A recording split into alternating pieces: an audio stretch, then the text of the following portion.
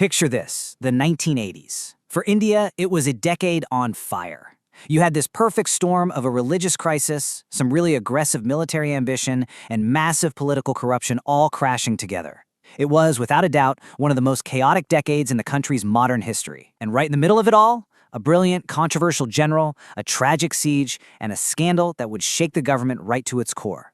This is the story of India's decade of fire. This guy, General Krishnaswamy Sundarji, was the Indian Army chief. And he wasn't just some soldier. He was this larger-than-life figure. People described him as a mix of Patton, Rommel, Churchill, and MacArthur. He was known as the thinking man's general, and everyone believed he was the one destined to drag the Indian Army, kicking and screaming if necessary, into the 21st century. So, that's the big question, right? How did a general this brilliant get so tangled up in what became one of India's darkest decades? Well, to figure that out, we have to rewind a bit, to a conflict that was brewing long before Sundarji even took center stage. A conflict that would end up defining, and you could say tarnishing, his entire legacy. So first, let's dive into the Punjab crisis. Now, this wasn't something that just happened overnight.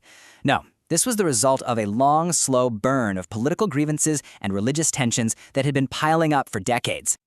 You see, the timeline for this crisis goes way back. After a Punjabi-speaking state was created in '66, this document, the Anandpur Sahib Resolution, came out. It laid out all these demands for more political and economic freedom for Punjab. But the central government in Delhi saw this with a ton of suspicion.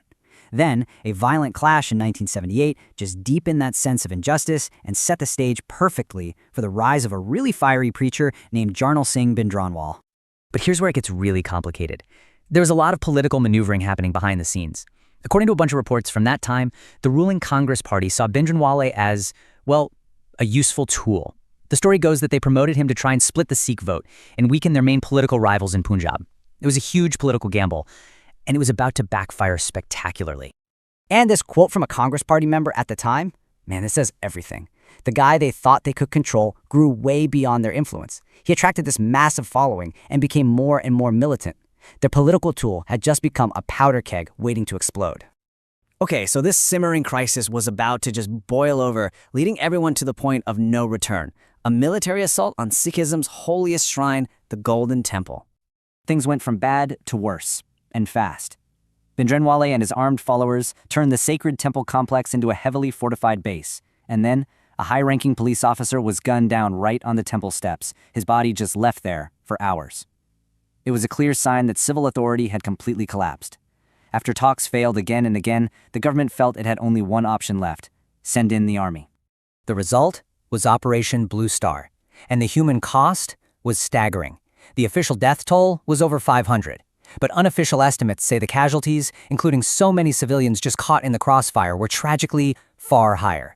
The operation left these deep, lasting scars on the Sikh community. And who was the military mastermind behind this operation? None other than General Sundarji. But the criticism was immediate, and it was harsh. His plan was seen as rushed, based on bad intelligence, and it totally underestimated how dug in the militants were. It was a tactical disaster that would haunt his reputation forever. And the fallout, well, it was absolutely catastrophic.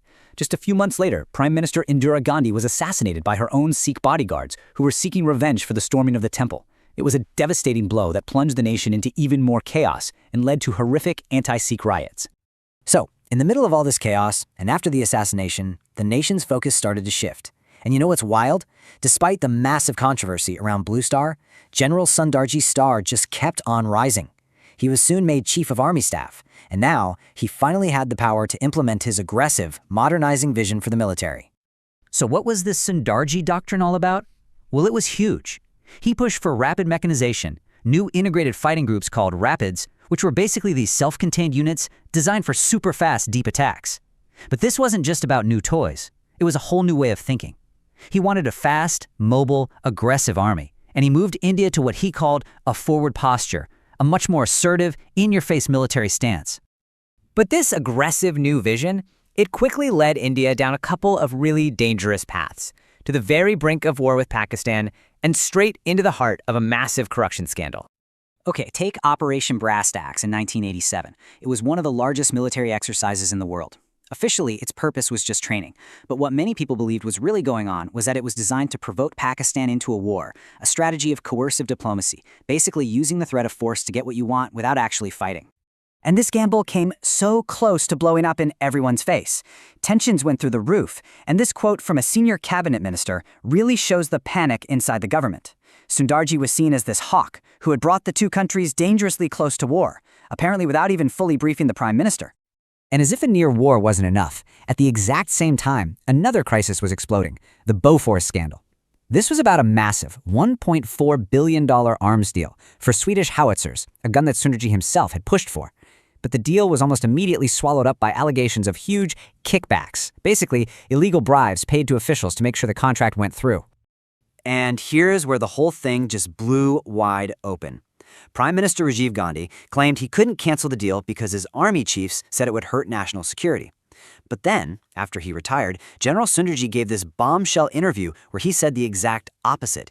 He claimed he'd told the government to threaten to cancel the contract to force Bofors to name the people who took the bribes. I mean, you can imagine, Sundarji's interview was a political earthquake. It directly contradicted the prime minister and just fueled public outrage. The scandal gave the opposition this incredibly powerful weapon, captured in a simple, devastating slogan that spread like wildfire. Gully Gully Mein Shor Hai, Rajiv Gandhi Chor Hai, which translates to, it is said in every nook, Rajiv Gandhi is a crook. And so you start to see how all these threads weave together. The political crisis in Punjab, a general's military ambitions, and this deep systemic corruption. They all got intertwined to leave a painful and really complex legacy that honestly still echoes today. When you look at the damage, it's coming from all sides. The political miscalculations that lit the fire in Punjab, the military overreach of Operations Blue Star and Brass Stacks, and the corruption exposed by Bofors, it all added up to this deep national trauma and a profound sense of alienation within the Sikh community. You know, this quote from an opposition member really captures the feeling at the time. The price wasn't just about money, it was about a loss of trust. Trust in institutions, the government, the military, the whole political process. And in many ways, that trust has yet to be fully restored. So it leaves us with a really tough question, doesn't it? The events of the 1980s show us the absolutely devastating consequences when these powerful forces crash into each other. Understanding this decade of fire is so crucial to understanding the challenges and the fault lines that